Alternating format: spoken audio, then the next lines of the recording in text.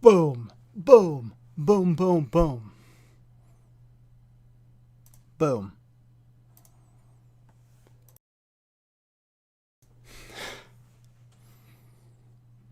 All right, P-Money, you put those little babies to sleep.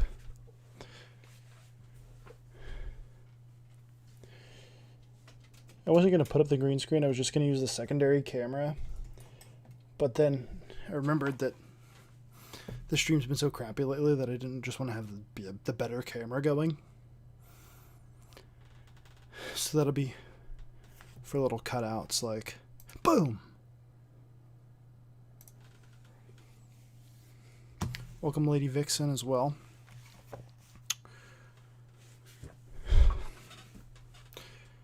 Good night, little ones. Nickel and dime.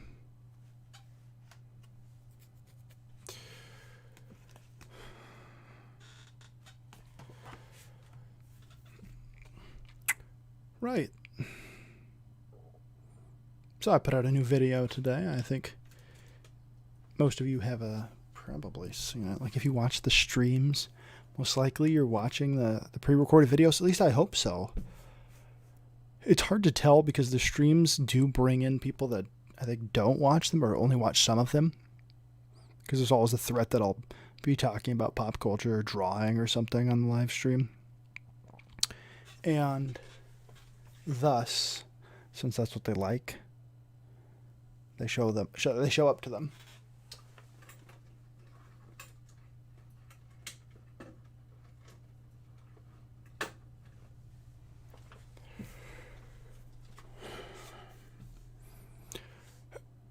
It would probably be better if I actually set up the lighting and everything and did it right. Like you see that fuzz like right over the back of my shoulder there, right over my shoulder and between the shoulder and the mic. What if that goes up? Sort of goes away, but it like, I don't know. Doesn't really matter.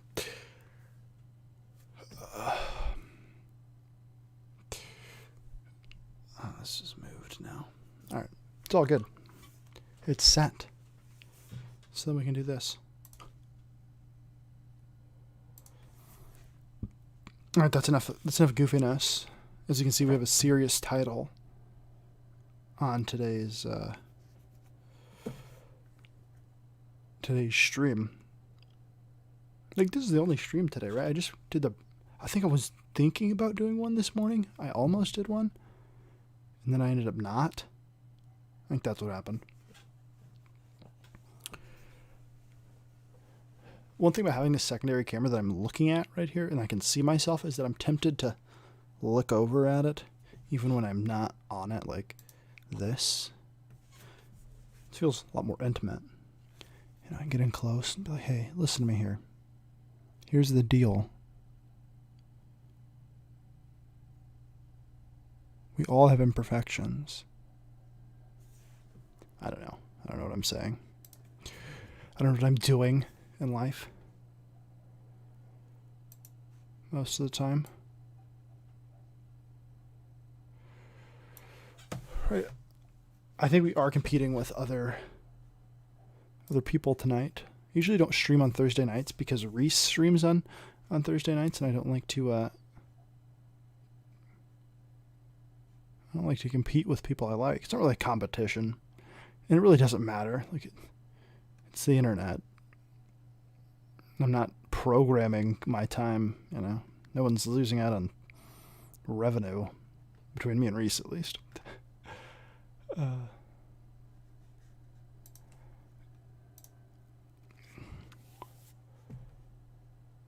So I did a new video this morning. Hopefully you guys have seen it. If you haven't, I recommend you go watch it.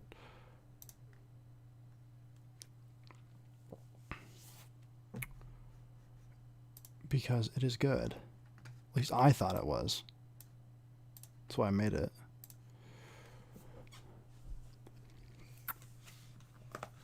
I'm going to read this little passage from this book to you. I thought about doing this as a pre-recorded video, but I decided against that. I still may at some point talk about this concept in a video. It's a little bit more thought put into it.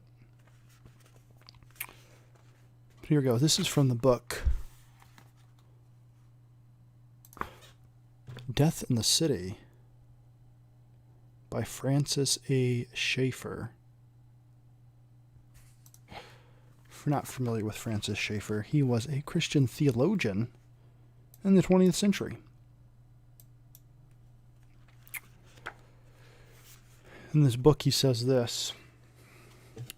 I'll just read a couple of paragraphs here.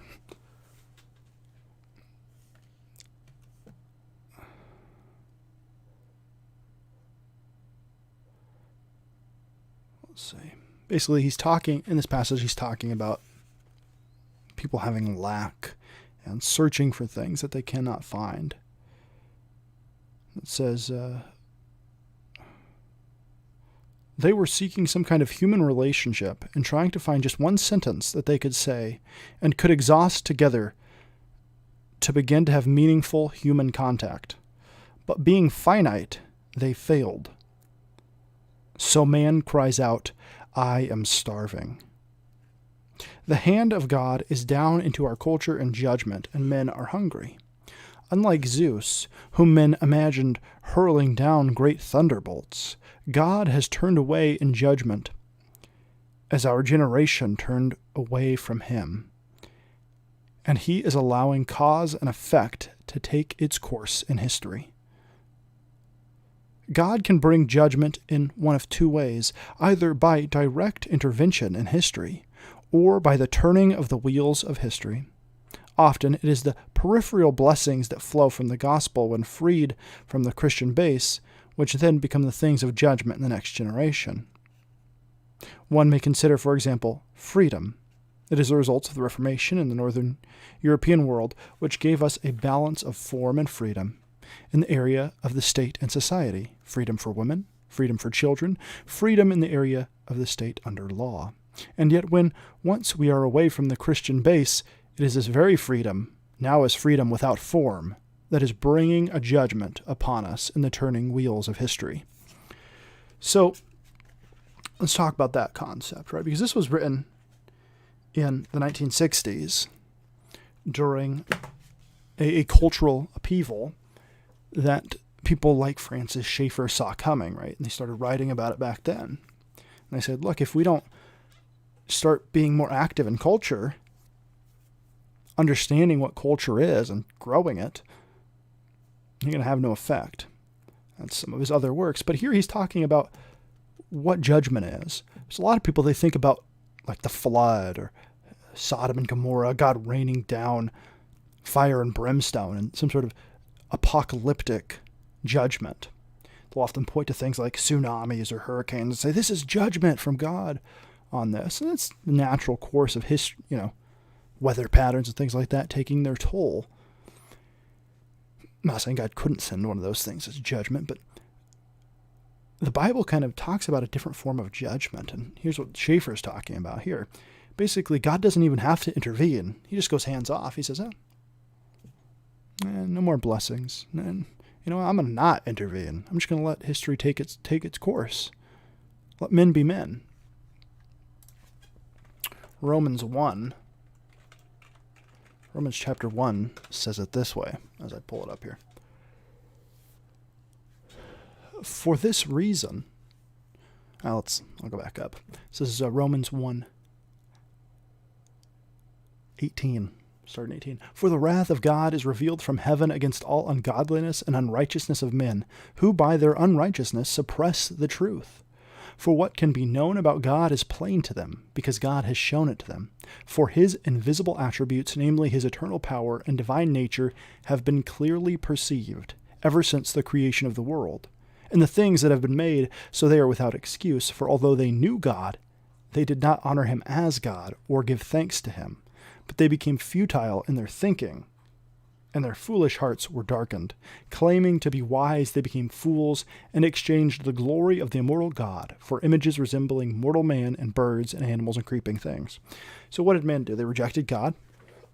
Instead of looking at nature and saying, oh, clearly God exists, because what can be known about God is plain to them through what he has created. They reject him and they replace it with idols. Now, in ancient history, these idols took the form of, statues and things like that, resembling mortal man and birds and animals and creeping things. But we still have idols today. Just don't take that concrete form. Therefore, this is verse 24, therefore God gave them up in the lusts of their hearts to impurity, to the dishonoring of their bodies among themselves, because they exchanged the truth about God for a lie, and worshipped and served the creature rather than the Creator, who is blessed forever. Amen. So instead of direct judgment, right, because it says that the wrath of God is revealed against all ungodliness and unrighteousness of men, but then it says God gave them up. It's a giving them over to what they already desire.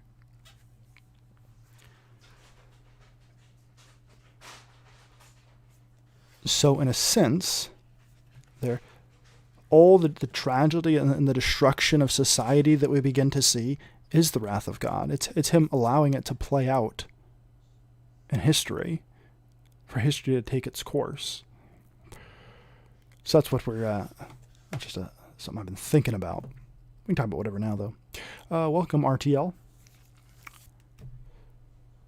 Appreciate you stopping by. But I'm going to probably come back to this book a couple of times, as there's lots of interesting things in it. Not necessarily tonight, but I thought that passage was interesting just because, we kind of think everything is new. Like, we think, society's never been this terrible before. And in some ways it hasn't. In some ways it has. There's a book called Christianity and Liberalism by a guy named J. Gresham Machen. And it was written in 1923. That's when it was published, right? 1923. And the introduction to that reads like it ought to have been written today. Just totally relevant to what's going on today. And not just in the form of Christianity, but in the kind of mentality that the culture had and the way that it was going. So people always see these issues, and then the problem becomes, well, then how do we affect change? How do we start to see revival of what is right and what is good?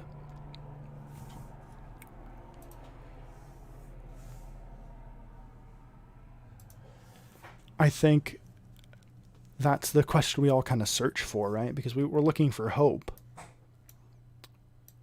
And if we were just going to go by something like I said earlier in my video, right? Give the example of All My Sons, and how my interpretation of the play is that it's about not extending grace and mercy, just allowing guilt to weigh upon somebody. And it doesn't hold that much hope, right? I mean, it's not a really hopeful play. It's meant to make you think about things and really focus in on what life's about. So that's what good art does. I think a lot of times we just want to be entertained and amused with art. We look at something and we say, I just want to be amused. I just want to be entertained.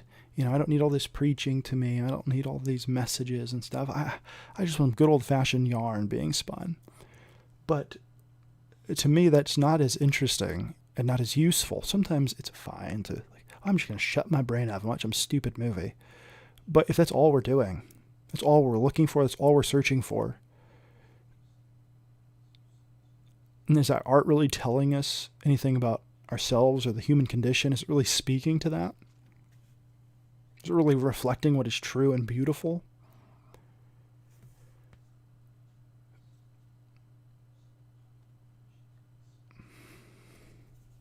That's the question. And things like drama, just for the sake of drama, like I'm talking about dramatics here. I'm talking about the theater. I'm talking about fiction. not whatever is concocted upon the internet. But that drama, those dramatics, what are they supposed to do? Because if it's just a matter of like concocting some sort of convoluted story to play upon our feelings or something, right? To just make us cry, but that's it. We end there because it was sad that these people were not able to be together or something. I think about the movie The Lake House. I don't know if you've ever seen The Lake House. And this example is one that is especially, I think, funny because it's The Lake House. It's a movie with Keanu Reeves and Christopher Reeve. I'll mess that up. And Sandra Bullock. And they both live in a lake house separated by many years in time, and they're sending letters back and forth. And then it's found out that the reason why Sandra Bullock goes to the lake house in the first place, the cause of her going to the lake house, was that Keanu Reeves died. She didn't know it was him, but he died. Thus, she went to the lake house. So she goes and she writes to him, hoping to catch him in time for him not to try to go to meet her that day and die in the past. And me, here I am, right? Like, I'm emotionally invested in this film. I want these people to be together. I want them to be together. And me, as a science fiction fan, I'm like, this time travel plot, terrible paradox here. If she stops him from going to the lake house, going to meet her that day, thus preventing him from dying, she'll never go to the lake house. Thus, she'll never start writing the letters. Thus, they'll never meet.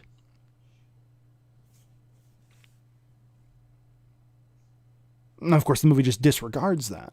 That's poor writing. Just let's ignore it, hand wave the time travel. It's magic. Okay. But what did the movie make me think? Deeper than that.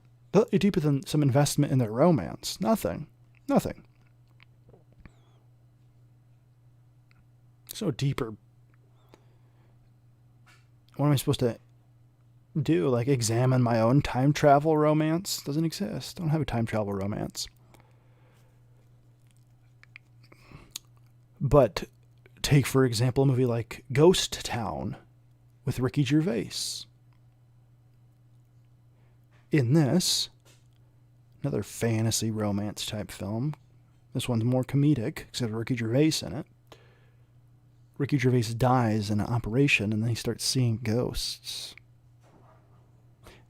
And it's about him changing who he is, right? Like becoming a different person based on this experience.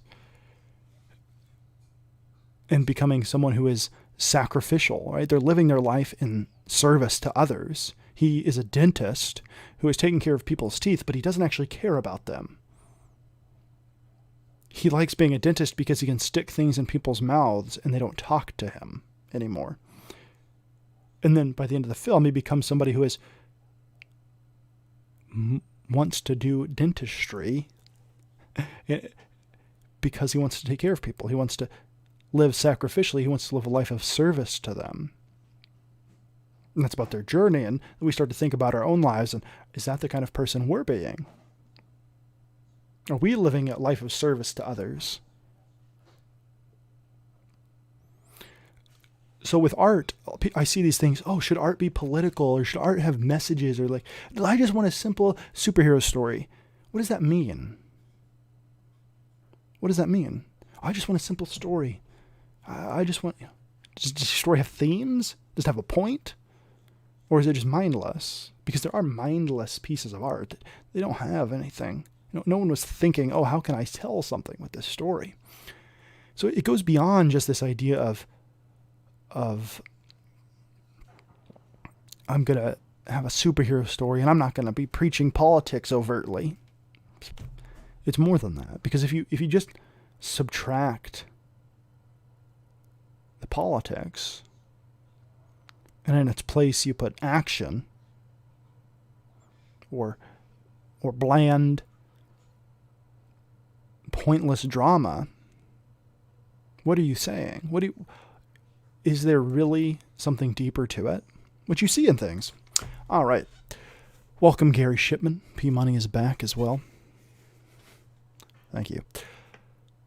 Let's see. P Money says, speaking of silly stories, I've been binge watching Stargate Atlantis. Have you ever watched Stargate, FlyFoxPro? I have occasionally watched Stargate. My problem with the Stargate television shows is basically every planet looking like British Columbia. Every planet looks like they just went a couple of miles outside of Vancouver to film. It gets a little repetitive. Then it's like, oh, well, now we're on the Stargate Atlantis. And when we're not on it, we're in British Columbia. So, honestly, for me, not a fan of it. The movie was silly fun. Not to say there wasn't good episodes of Stargate Atlantis. You know what's interesting is I only ever watched it when it was in first run syndication. And I hadn't realized it was on Showtime, I think. It was on Showtime. So I was watching it on Netflix when Netflix was starting up and they had Stargate episodes on there. My little brother was just a little kid. And so I turned it on and suddenly there were boobies in it. I was like, oh my word, holy crap. And it wasn't just boobies, I'll say that. Holy cow. Which is not something you commonly say. I just didn't know it was on Showtime. Just thought it was syndicated. So every planet looking like Canada, you don't see the problem? Well, everybody else does, P Money. They had Stargate Universe, and then it got canceled. Everybody's like, oh, this finally is good Stargate. Canceled. You should just let all franchises die. Every franchise right now, just let it die. No reboots, only able to make original things. Hollywood, that is. Everybody else can have control of those things to do whatever they want. Oh, like Dr. Seuss. Dr. Seuss books within, I think, most of them written in like 1930s, I think. Some of those early ones written in 1930s. Possibly a little later. Give or take 20 years or so. It means in the next 50 years, all of those books that have been canceled by the company that owns Dr. Seuss, all of those are going to go into the public domain, and then they're going to become available again. So that's what happens to books that go into the public domain that have desirability, like the name Dr. Seuss, and anybody can print them. So really, the company's taking they're taking a loss here. They're saying, you know what? We don't want the hassle of having people campaign against us, so we're just going to cancel these books because they're not really any of the super popular ones as it is. So it's not that big of a deal to us, and we'll give them a little bit of we'll throw them a little bit of meat. We'll capitulate a little bit. We'll give into their censorship, and that way they won't come for the green eggs and ham. They won't come for the big guns. The Grinch. We can still make all our money from airing the Grinch every Christmas. All our licensing deals for Grinch merchandise during Christmas. We can still make our merchandise money if we just capitulate here, and they see it as a small loss, right? But the censorship thing is both ridiculous and silly because in just a few years, those books are going to start to enter the public domain, and then you can do whatever you want with them. You want to print them? There you go. Oh, yeah. Yeah. Then they would actually have to come up with new ideas like that's possible. Every once in a while, a new idea comes into Hollywood, and then they pound it into the dirt, and then they reboot it, and then they, something like The Matrix that never needed any sequels. It was a perfect standalone science fiction film, and it didn't really lend itself to sequels. This is another idea. We're talking about like themes and things like that.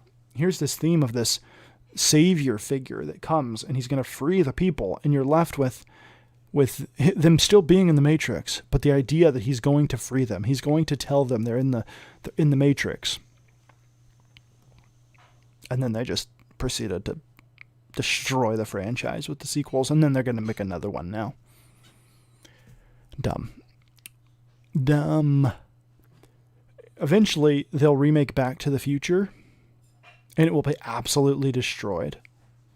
There are so many not PC things in Back to the Future that it's going to be a completely different thing. And so, well, my modern days kids weren't born in the 1950s. They were alive in the 90s. Oh, so we want to go see the 90s? Is that what we're doing now? We want to go and see the 90s? I don't think so. They set that Captain Marvel movie in the 90s and they had her crash into a blockbuster, and that blockbuster looks like a blockbuster out of the 2000s. As a kid in the 90s, I don't remember, my experience was VHS rental stores in supermarkets, not going to Blockbuster. Irrelevant to me. So it to me it was like, oh, it just looks like the 2000s, because there's a lot of similarities between the 90s and the 2000s. And honestly, I don't think fashions and technology have changed as much from the 90s, so it won't be as big a culture thing. The culture swap between the 80s and the 50s was way more considerable than now in the 90s.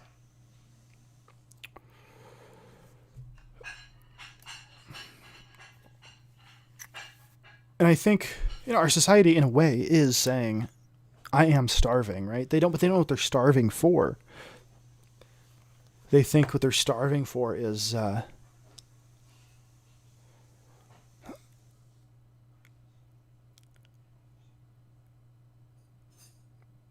they kind of have an idea of what they're starving for. Right? Attention, companionship, relationship, truth, but then they're not actually seeking out what is actual food, right? They're willing to give up whatever they have for this idea of food, and it comes and it's never satisfies. Carol landed in a blockbuster. So hilarious. It really is the only Marvel movie I haven't seen.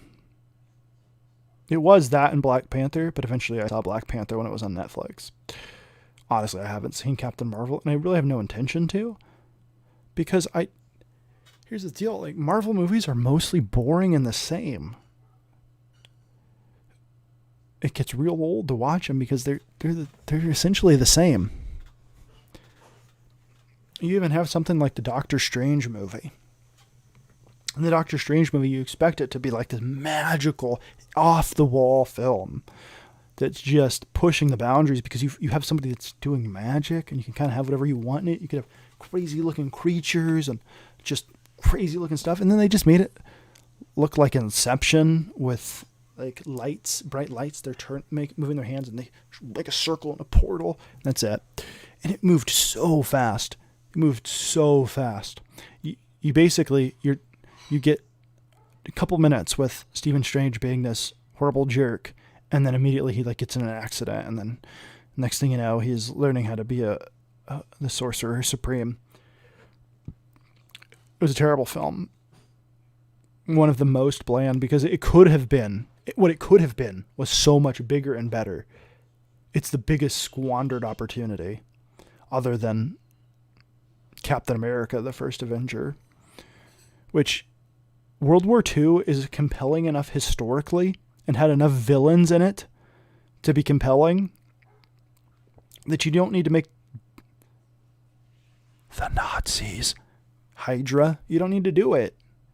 It's stupid. Reading Hydra back into that diminishes the actual evil that was going on.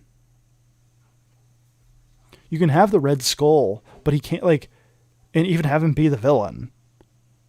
But what a waste, man. In my opinion, at least the first two films in Captain America, trilogy or whatever, if you want to call it that, should have been set during World War II. The first movie should have been all World War II, and he should not have gotten frozen at the end. That should have been the low point, Bucky dies, all of that stuff, that's for the second film. And then in the third one, that's when you have the Winter Soldier, man. He comes back and there it is, it's Bucky. You're going to stay up tonight to see final WandaVision. Oh, it's the final one. We're like 4 weeks behind or something. Just, it's okay. WandaVision is okay. And to be honest, when my free comes with the phone plan subscription to Disney Plus goes away, I have no intention of renewing it for cash money. The only thing on there that I really even care about, because I have pretty much every movie over here I want to see, or it's not on Disney Plus. The only thing I care about that on there is the New Adventures of Winnie the Pooh. The Winnie the Pooh show from when I was a little kid. Because it's not on DVD. It's the only thing worth watching on there that's not available on DVD. The Mandalorian, done. Yeah, it was okay. It was good. It was entertaining. And then they've decided to destroy it. I'm not saying the loss of Gina Carano will make it into a terrible show. But it just won another nail in the coffin of the evil corporation that is Disney. What's up, Timothy? Welcome.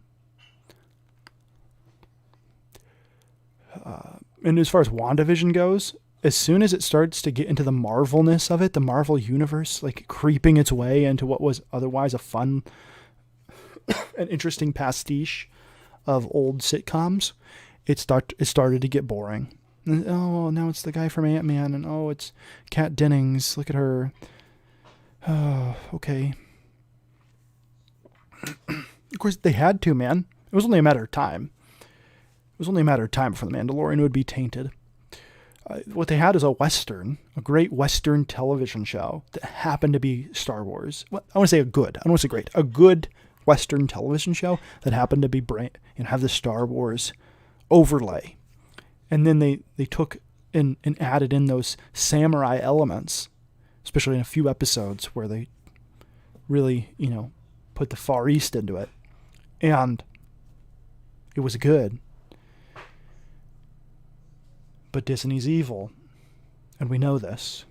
We know that Disney is evil because they literally capitulate and target their films to appease a murderous genocidal regime in China.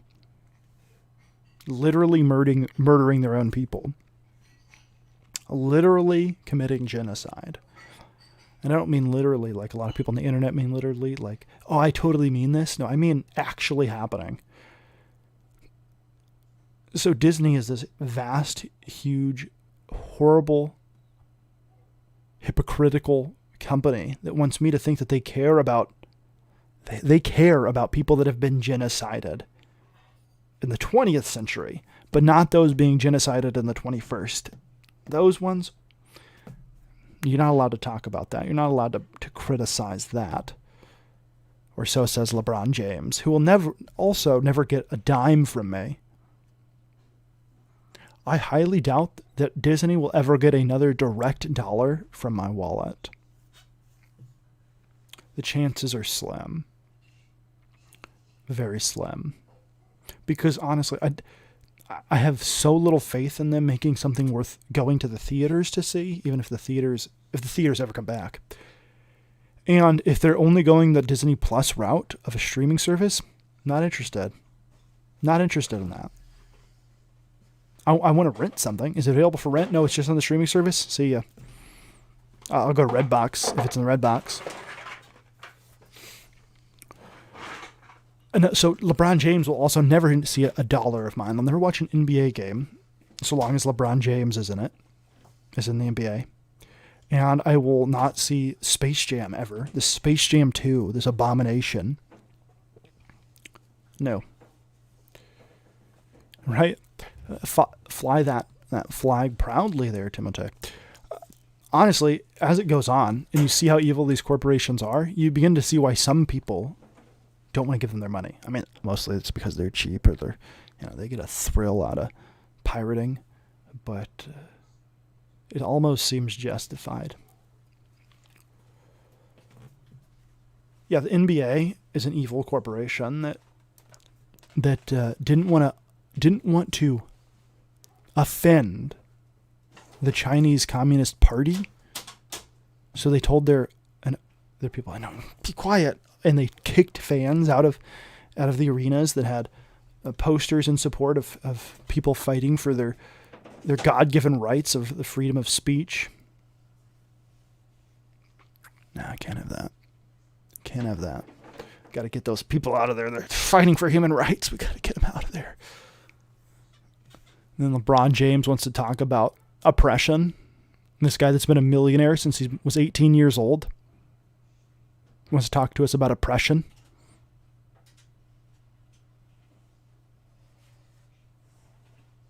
Okay, man. Okay. Sell your mansions. Sell all your expensive things. Sell your cars and go start serving those oppressed people then, man.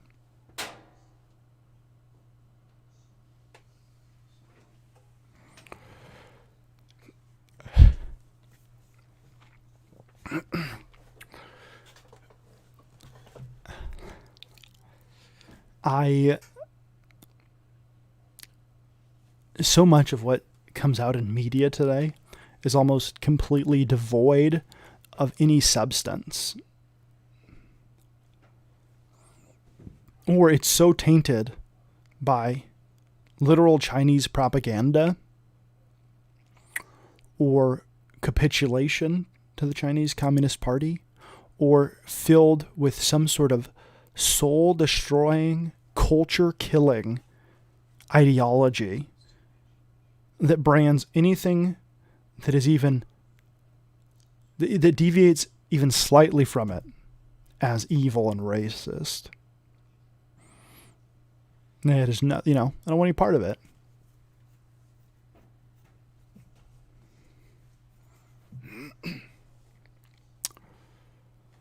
It was funny. I was watching a video on YouTube that was talking about, I think, Jonah Hill. And Jonah Hill was nominated for an Academy Award for The Wolf of Wall Street. And the reviewer, they said, he didn't win, even though I think he should have. Jared Leto won for Dallas Buyers Club, even though he probably gave the worst performance of any of the people that were nominated. But then it left it there. And it didn't say why he got the award, right? Because this person doesn't want to get canceled. They don't want to point out that the only reason that he got an award was not because he had the best performance, the best supporting actor in a role. It was because he was playing a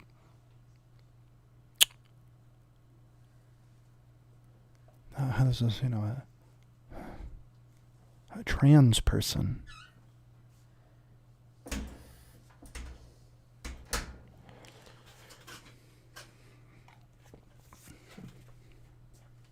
Gotta do the politically correct stuff.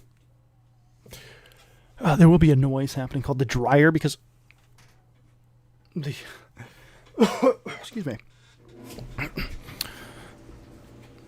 The laundry room's right next to my desk. It's not the best placement. Yes, please. No, I don't.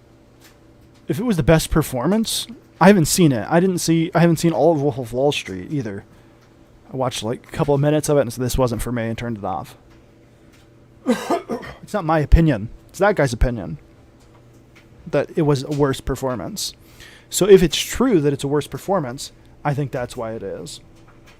Why it was given the award.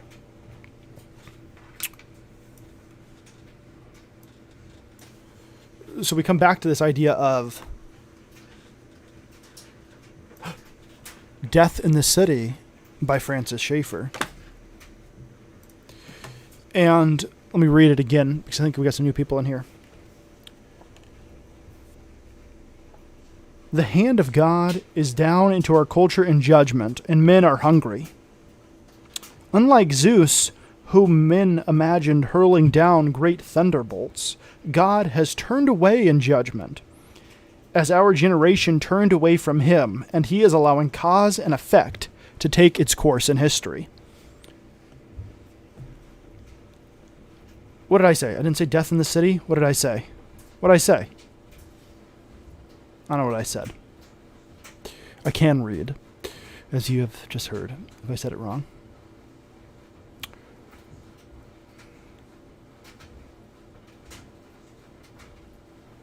Anyways, death in the city.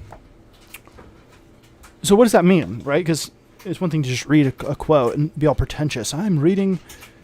Oh, thank you. Oh, I did read it right. Good. It's one thing to just read a quote and act pretentious and be like, oh man, isn't that what a profound meaning? But if I don't unpack it, if we don't talk about it and discuss it, then there's no point. So what does it mean? It means that God doesn't have to bring direct judgment. He's not hurling down thunderbolts at people and smiting them. He's allowing history to take its course. He's giving men over to what they want because they don't want him. They want the evil things. And so we wonder, well, why is society going so bad? Because they want that stuff. They want destruction. They hate order. They want chaos. They don't want what is true and beautiful. They want lies, and they want ugliness. And so God says, here you go. And I think that's what we see in our society today when we call evil good and good evil. When we get mad and we listen to LeBron James as he tells an NBA owner, how dare you speak out against the Chinese Communist Party? You're just ignorant. You don't know what you're talking about. They're fine. While the Chinese Communist Party is literally continuing its practice of literally harvesting organs forcibly from its own citizens. Oh, thanks, LeBron James. Thank you for teaching me about how I should love the Chinese Communist Party.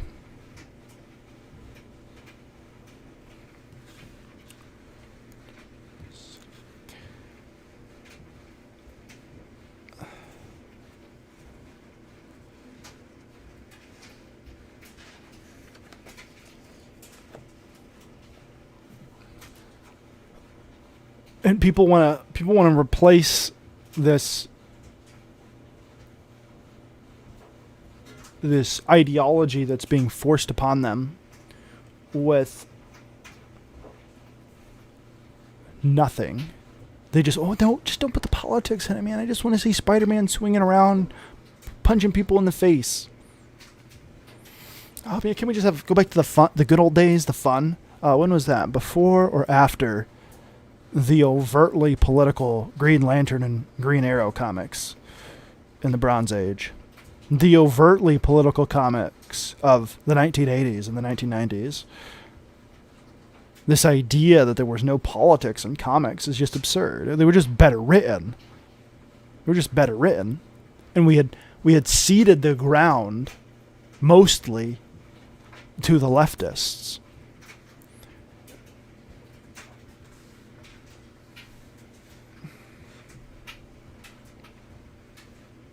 It's true, man. We wore our hats like this, and we said, bring on Image Comics, even though they hate everything I believe in. It's got blood and guts and big guns, and I'm only 12 years old, so give me a break. But by that time, comics were so irrelevant that they honestly didn't. In the bigger culture, they were just seen as, at that time, as things for children or weirdos in the mainstream culture. And then it wasn't until later that they became a little bit more because of, big budget movies. I'm not saying those things are for weirdos. Well, they are for weirdos, but I'm not saying they're just for kids. That's just what the culture thinks. And so the ground was seeded, and it was seeded in Hollywood as well, and it was seeded in literature. And people thought, you know what? You can't see my hands, but I went like this.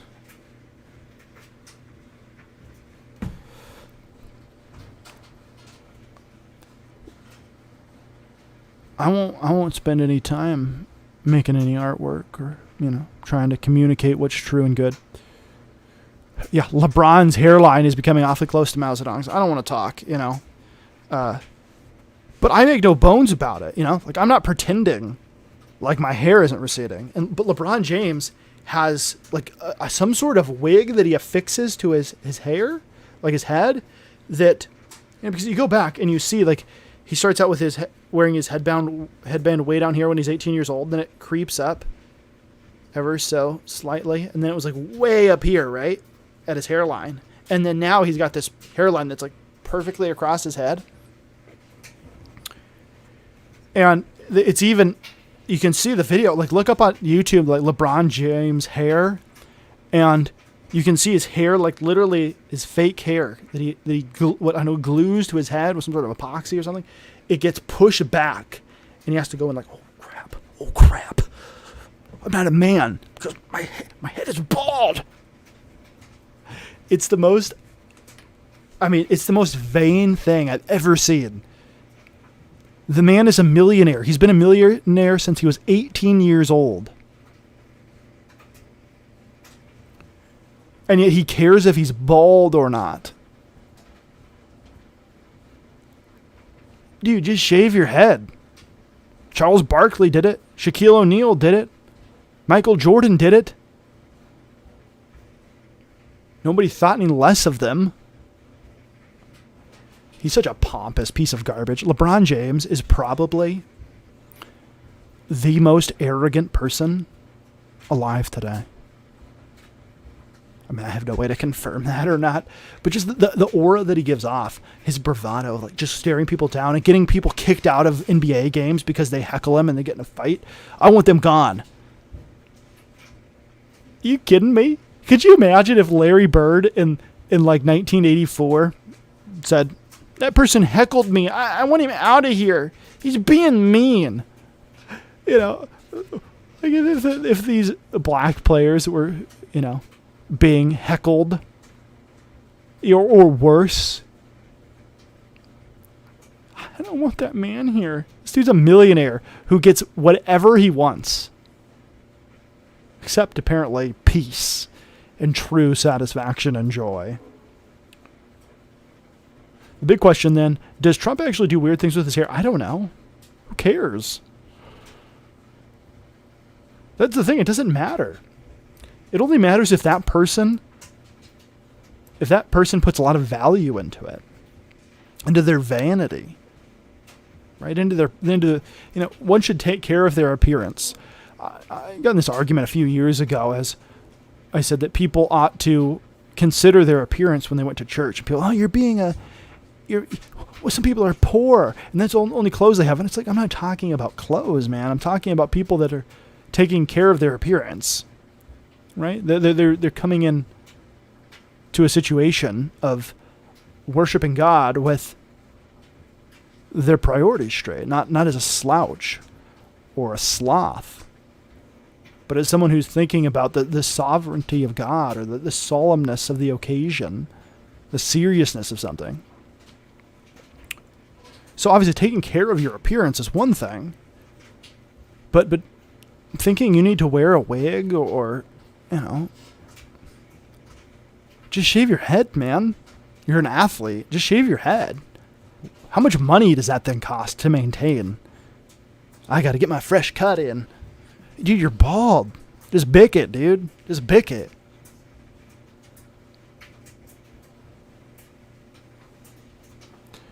I made a video. I'm so much better than LeBron James because I'm not vain about my baldingness, that I made a video on this YouTube channel making fun of myself for balding. That's how cool I am. That's how much better than LeBron James I am at being humble. How do you feel about earrings and tattoos? Absolutely fine with them.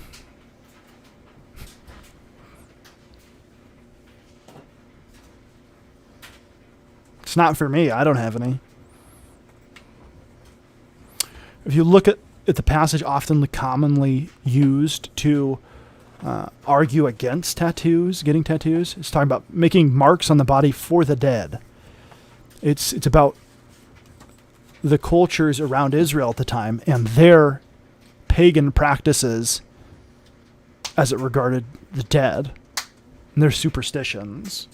So if you're getting a tattoo as a superstition, a pagan superstition, might be a sin. But just getting a tattoo of something, like getting a tattoo of Flapjack from the Misadventures of Flapjack, or Powerpuff Girl or something, no big deal. All right, good night. Yeah, you'd have much more respect for him if you wore a huge fake afro. Absolutely. Aren't they also to affect your appearance though? But it's not about. Yeah, they're to affect your appearance, sure, but it's not about. It's about vanity, right? Like, one is adorning yourself, not necessarily a sin, right? Unless it's vanity is the reason you're doing it. I'm not talking about because the Bible talks about that kind of stuff, right? Being vain when it comes to the appearance. What I'm saying is, if you go in to the situation,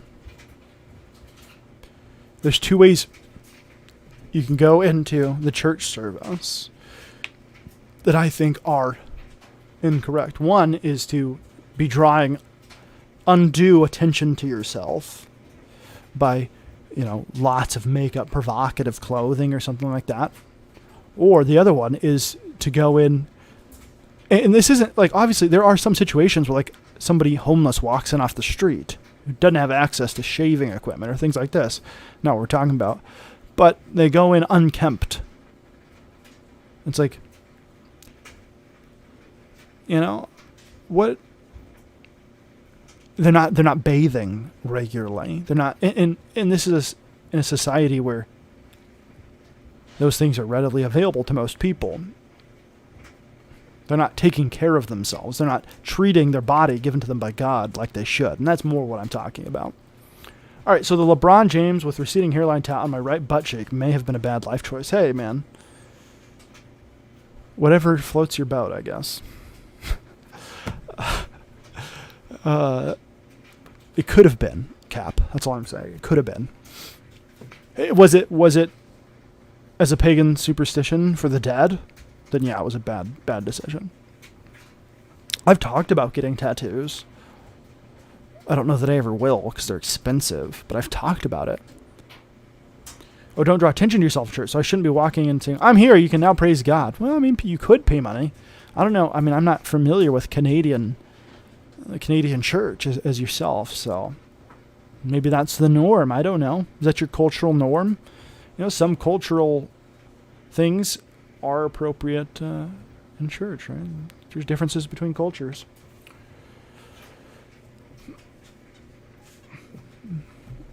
But LeBron James is ridiculous. It's ridiculous. Wants to lecture me about oppression. Okay, dude. All right. I'm sure. And here's the thing. I don't want to belittle people's actual suffering, right? Because everyone suffers. Just because you have money doesn't mean you don't suffer. Maybe you mean it may mean you suffer more. However, when you affect a persona of, I'm rich, I'm so rich that I don't have the common problems of men, of you lowly serfs, and then you want to preach to me about oppression, and then at the same time you're excusing the actions of the Chinese Communist Party, a literal genocidal governmental regime. I don't have much time for that. I don't have much respect for you. Regardless of how good you are at basketball. It goes back to the 1990s. If you remember Charles Barkley, the great Phoenix Suns icon, he said athletes shouldn't be role models. And people got all mad. How dare you? You must present yourself as a great bastion of all things ethical. You must present yourself as a great moral example to the youth. And he said, why? Look up to these actual people that are doing real jobs. Because the majority of you aren't going to be professional athletes, and you need to have a stable life.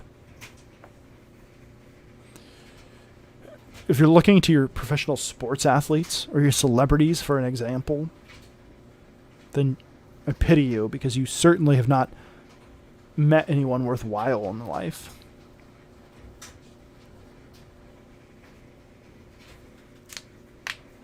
It's not to mean that they can't be examples.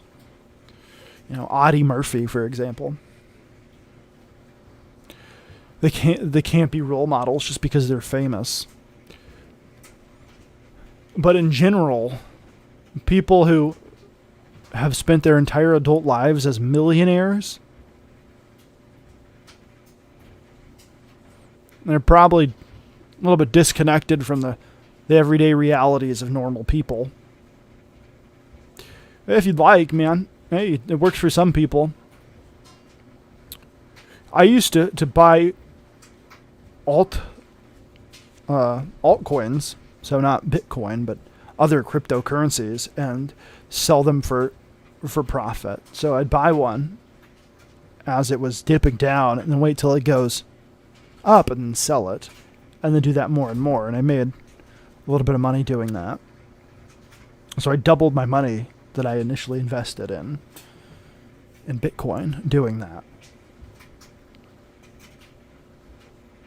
But it's a lot of work, man. And all this stuff he's doing, I have no clue what any of that means. None whatsoever. I understand the idea of buying something low and selling it high so that I have more money to then buy more and do the same thing over again.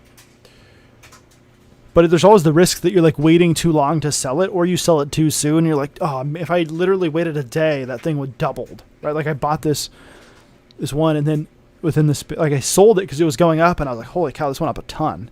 And then it doubled, and then it doubled again, and I was like, oh my word. So it wasn't the something I wanted to spend my entire day doing, because there's like these huge losses, and you're like, oh man, now I have to gain back everything I just had made. Maybe I was just doing it wrong. I don't know. But I did double my money.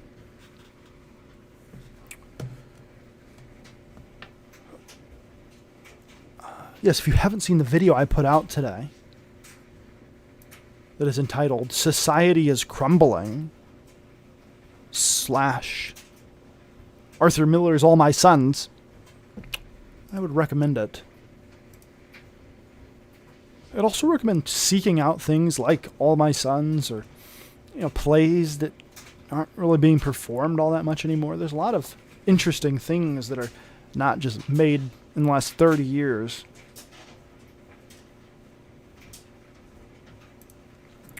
Now to figure out how to get the money back.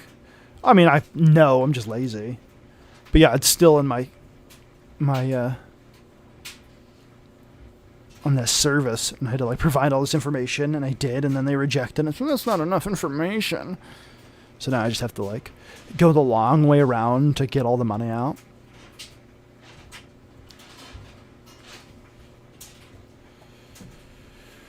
Oh well.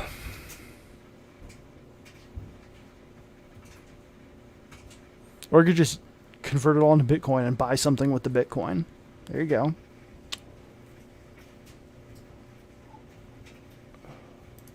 Isn't Mike streaming right now? People are over here watching me. Is he still streaming? No, he's not. He's done. Okay. He only streamed for an hour ago and it ended an hour ago. Shows what a great fan I am. Reese is still streaming though.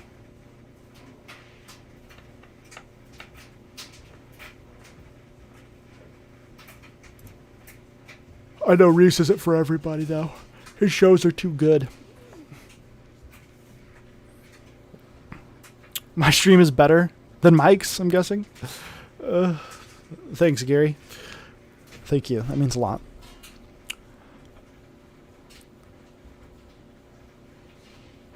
I don't know. Hopefully the things I say don't just depress people. My goal is not to merely depress people and leave them in a point of depression. In the low point, I just destroyed your entire world, and I'm going to leave you in your destruction with the remains of your life scattered about you. But offer some sort of hope, right? Like this book, Death in the City.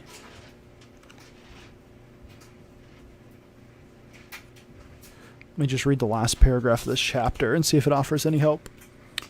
We'll see. We'll see. Therefore, if we are going to understand anything about Reformation, revival, and real constructive revolution in our own hearts and in the evangelical church, if we are going to start thinking about and praying for it, we must be realistic. The place to begin is to understand that you and I live in a post-Christian world.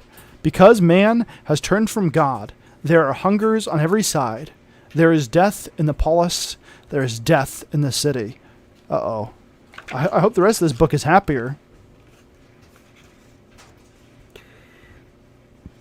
But of course there is. There is hope. Right? Like Paul says in Romans 7. Romans chapter 7, one of my favorite verses. The whole Bible, one of my favorite chapters in the whole Bible, as he talks about his struggle with sin. I think it's relevant here. He says, the things I don't want to do are the very things I keep doing, and the things I do want to do, I can't do them. Who will save me from this body of death, right? In this moment of despair, he's at his low point, and he's, praise be to God. Praise be to Christ Jesus. Right? Our great hope. I think there is hope for revival and reformation. And for me, I take a lot of comfort in like what Lady Vixen has said here, God's sovereignty and control of all situations, right? Because he's promised us in Romans, in other places, that he's in control, right? That all things work for good for those who follow God. Notice that verse is very exclusive to those who follow God, right? Things eventually will work to their good, whether it's in eternity or in this life or the life to come. It'll work for their good. But it doesn't say that for people who don't love God. So the fact that God is in control and he determines when revival strikes, right? Remember in John chapter 3, Nicodemus goes and sees Jesus, right? And he's talking about being born again. And we look at John 3:16. That's the big verse that everybody knows, right? For God so loved the world that he gave his only begotten Son, that whosoever believeth in him shall not perish, but have eternal life. We all, if you grew up in the church, you got that one memorized, if nothing else. But what else is talked about in that chapter, right? Because it's talking about being born again. But it talks about the Spirit there, right? It says, let me just read it. I don't know, paraphrase it. There's this thing called the Bible. And it's readily available for now. When we talk about offensive speech, when are they going to ban the Bible off of Amazon? Huh? Oh, by the way, you can't sell Dr. Seuss on eBay, but you can sell Mein Kampf. True statement. I think you should be able to sell both of them. I don't believe in censorship of things. I think stupid things appear stupid when they're available to be seen for being stupidity. All right, here we go. Starting in John chapter 3, verse 6. That which is born of the flesh is flesh, and that which is born of the Spirit is spirit. Do not marvel that I said to you, you must be born again. The wind blows where it wishes, and you hear its sound, but you do not know where it comes from or where it goes. So it is with everyone who is born of the Spirit.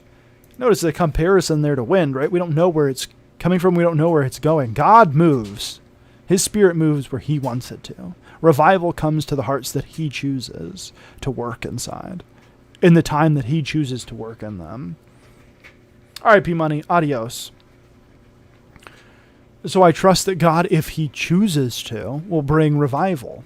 And I'll work towards that end, right? Because God works through means. A lot of people expect like miracles to happen, right? They expect like divine intervention. But God most often works through regular means, through regular people doing regular things. And so we live in light of that, doing what we can. Not everyone has the been given the ability to go and speak before great crowds, or to have that desire or ability with words and recalling information quickly and being able to relay that to people. Moses said, God, don't send me. I'm not even good at speaking. I stutter. I don't know what to say. And God still made him go do it and gave him Aaron to speak. So not everyone is called to be in front leading the crowd. But we should look for ways that we can serve others. We can serve God, serve our fellow man. And that way looks different for everybody. Not everyone is called to the same kinds of things. Not everyone is suited for the same kinds of things. I remember when I was in the military, there were people in the military with me, and they would say, everyone should be obligated to serve in the military here in the United States. And I thought, no, they shouldn't. They shouldn't. I understand why some countries with smaller populations that want to keep a standing army, why they require everybody to have years of service in the military. But here in the United States, I don't see it as a moral good to force people into the military, because it's not suited for everyone. I think that some people need to have to take the chance to do things that might not be comfortable for them. They might not feel suited to it, but they might be suited to it. Often they can't see what other people see, the way that they communicate to people, the way that they relate to people, that people relate to them.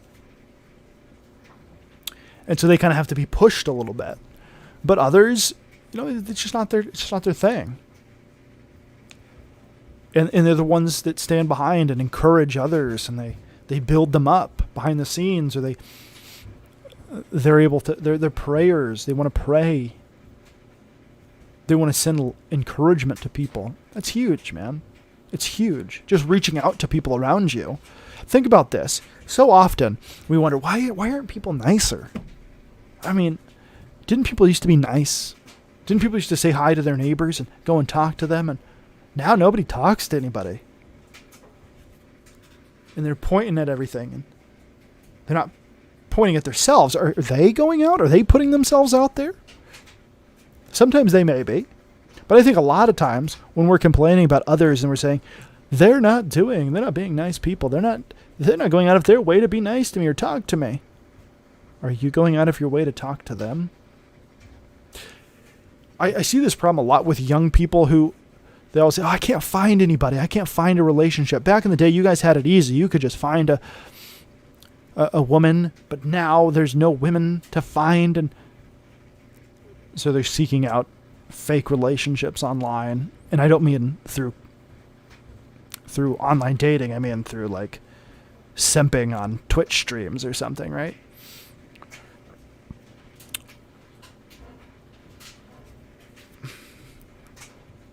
But they're not, I can't find any good women. Are you trying? Are you looking? Are you going and talking to people? And not just self-servingly to find somebody, but are you really engaging with people to get to know them for who they are? I'm quiet. I'm shy. Nobody ever comes and talks to me. I'm just sitting over here in the corner. Are you going to talk to them? Hey, this is who I am. Who are you? Tell me about yourself. Notice things about them. Be perceptive. Engage in them. Remember things about them. Engage with those things that you know about them. Hey, what are they interested in? Not just self-servingly, but in a genuine interest in them and in genuine service to them, because you don't know what they're going through. It's like I said earlier, you don't know. LeBron James may be very miserable. He may have suffered a great deal that we do not know since his time of being a millionaire, since he was 18 years old. That does not give him license to excuse genocidal governments, but it does mean we should have some grace for him, some patience, and say, you know what, LeBron, tell me about yourself. Have you experienced suffering? Tell me about that. And genuinely, he may be full of it, and the things that he brings up may be like, dude, that's You just going off on some SJW rant, man. I'm talking about your personal suffering here. I'm not talking about like the systematic oppression of the government or some nonsense. I'm talking about real, actual suffering that people go through. We don't know what's in their lives.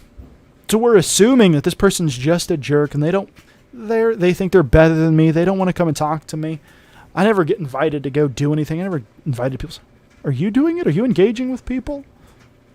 Are you reaching out to them? And maybe I don't want anything to do with you. Okay, then they're a jerk. But did you ever take that step?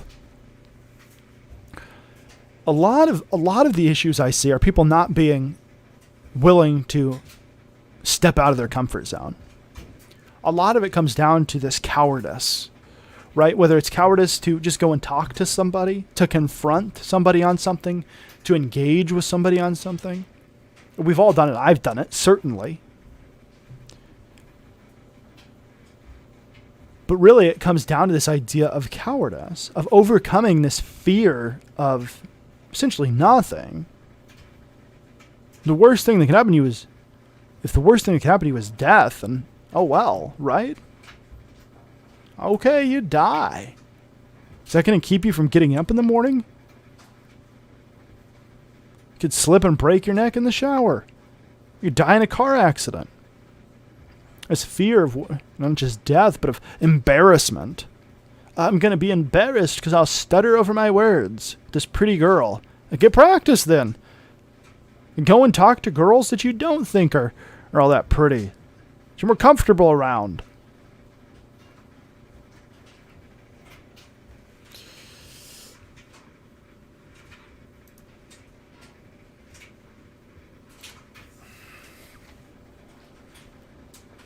That's my 2 cents anyways.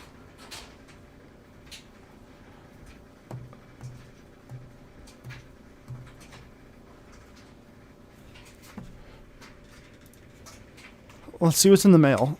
Not in the mail. In the news. In the mail.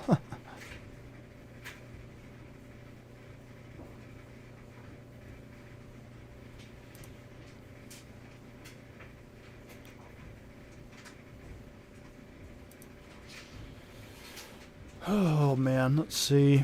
Terrible stuff. Horrid oppression and totalitarianism.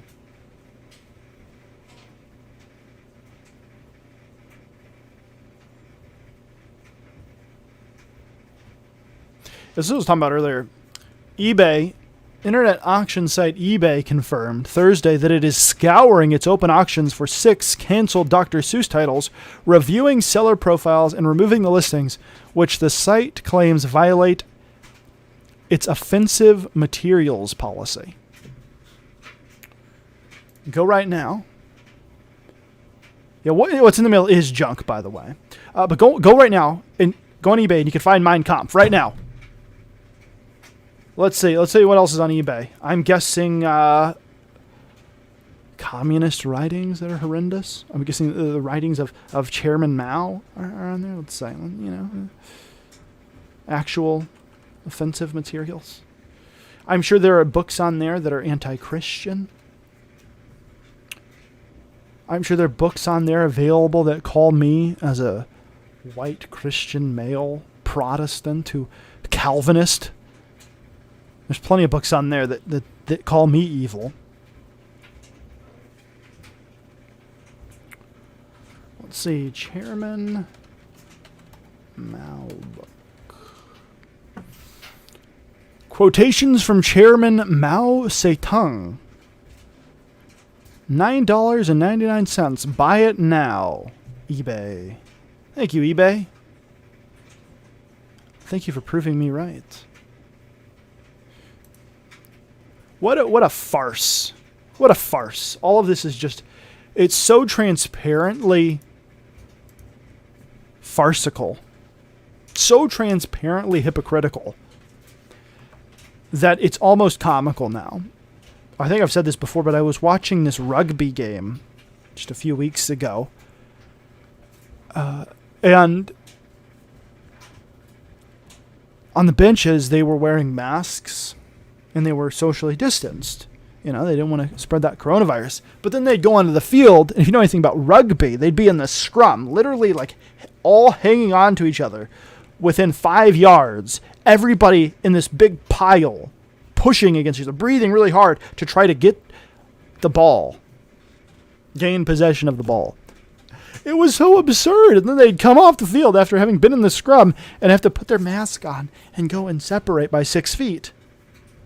It's absurdity. It's a farce. It's pageantry. It's a charade. That's society, right? Like, you see these things and they're putting on this show of propriety based on their tenets of their religion, their idolatry. But they're hypocritical to their own tenets. They can't even be true to their idol. They're inconsistently idolaters to this idol that they've created of their own making, right? This idol of their own making. They can't even be consistent to it.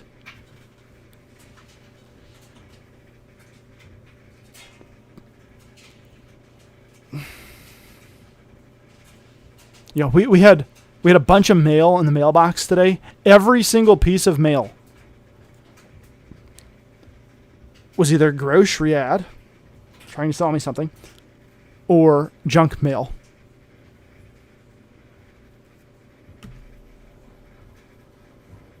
What happened to people sending letters, right? When was the last time I wrote a letter? Now I'm convicted. I think, you know, in the past, people, when they were writing biographies of famous individuals, they would try to get as many letters that they wrote as possible, and letters that their relatives wrote, where they might have mentioned them and all these things. And now they're just going to go on the internet. All right, look at his Twitter history. Oh, jeez. Yikes. I thought a lot of meaningful things written in here. Really profound. Really profound retweet of a meme.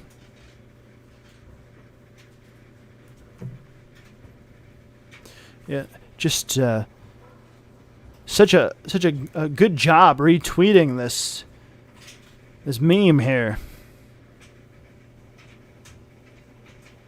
Oh no, it's buffering and now it's resuming and it's skipping around. Whatever shall we do? All right, so we've had 22 playbacks, it says, for this.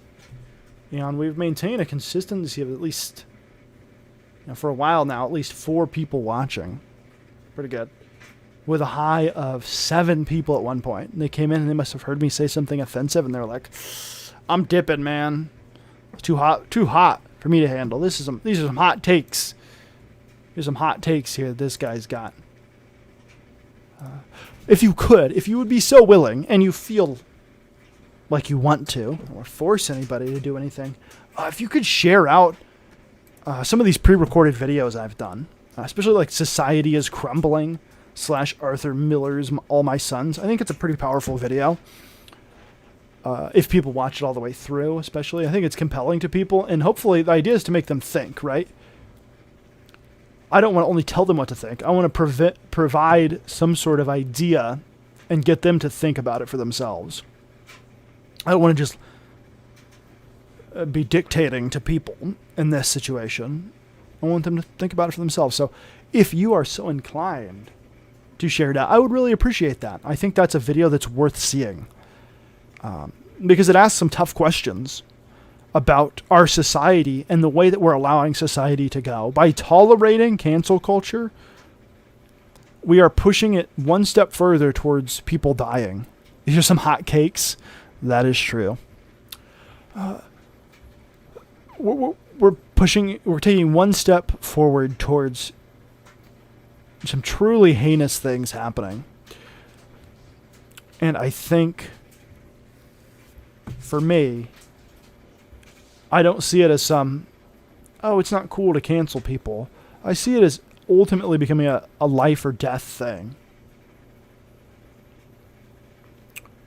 A truly dangerous situation.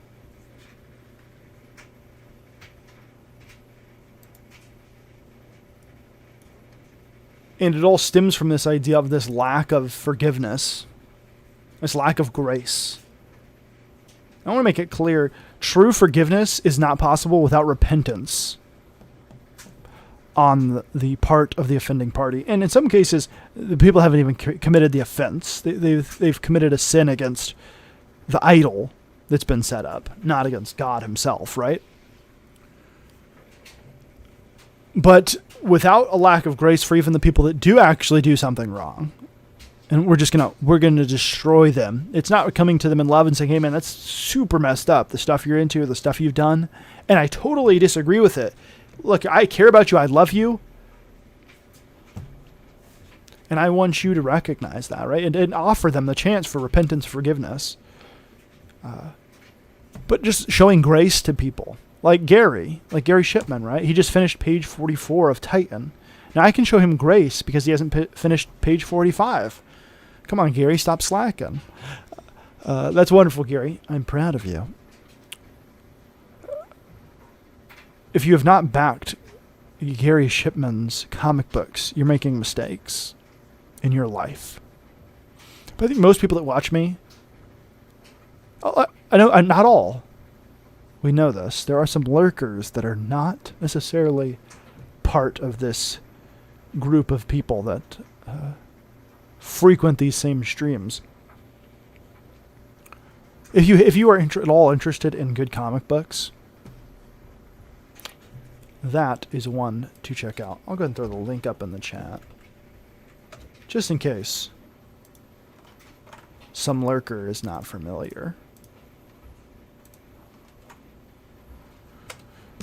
And Gary, I believe, if I'm not mistaken, the first book in the series, which is, you want to get the story, is actually available in this campaign as well. And so, crowdfunding is most often, you're trying to get something funded. You're trying to get something,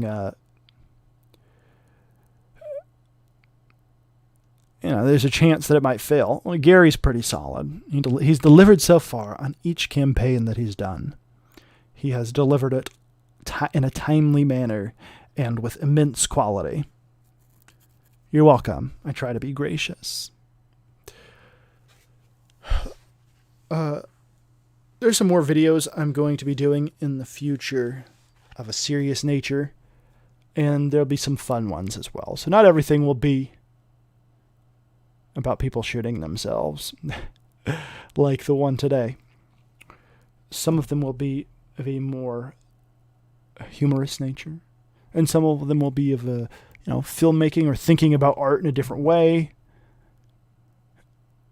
Some of them will be reviews of things. All of those things will make an appearance as I am so led, because honestly, not everything is compelling enough to warrant a review, nor do I feel beholden to some idea of I gotta strike while the iron is hot so I can get as many views as possible on this. As soon as it gets coming, obviously I'm going to do it for something I really enjoy, like Bigfoot Bill 2 review. I did that pretty quick. Or Titan Mouse of Might. Or Earthworm Jim. Those are the ones I'm going to get out fast because I read them fast. But if it's not something that I feel compelling enough to do a review, then I sometimes have to wait for the lightning to strike, so to speak. I told Lady Vixen I had an idea for a video that I wanted to do, but I don't remember what it was. Oh, I remember now. Yeah, it's going to be a good one. It'll be something totally different from any video on the channel, but it's not going to be for a while, so you'll know it when you see it. You'll be like, what is this? What's this? What's this all about? Huh? What? Who? When? What? Why? Where? Let me read this quote from Mr. Schaefer. Christianity is not romantic, not soft. It is tough-fibered and realistic. And the Bible gives us the realistic message that Jeremiah preached into his own days, a message I am convinced the church today must preach if it is to be any help in the post-Christian world. Let us not be surprised at the world's reaction. The Bible makes it clear that this message is going to be poorly received by a church and by a culture in revolt.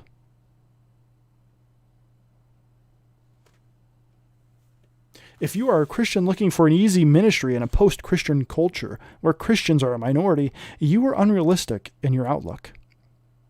It was not to be so in Jeremiah's day, and it cannot be so in a day like our own.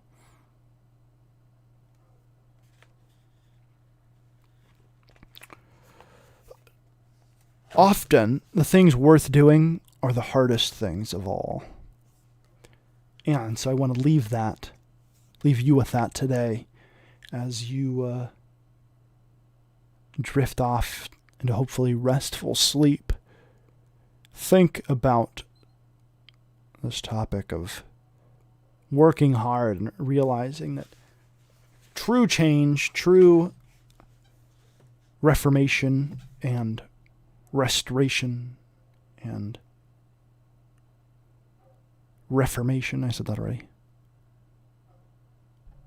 are going to be things that are hard to come by and take real men and women putting aside the easy path of cowardice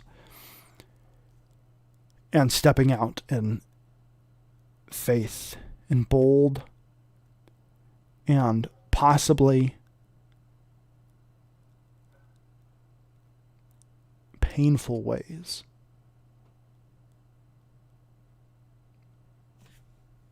But there's always hope.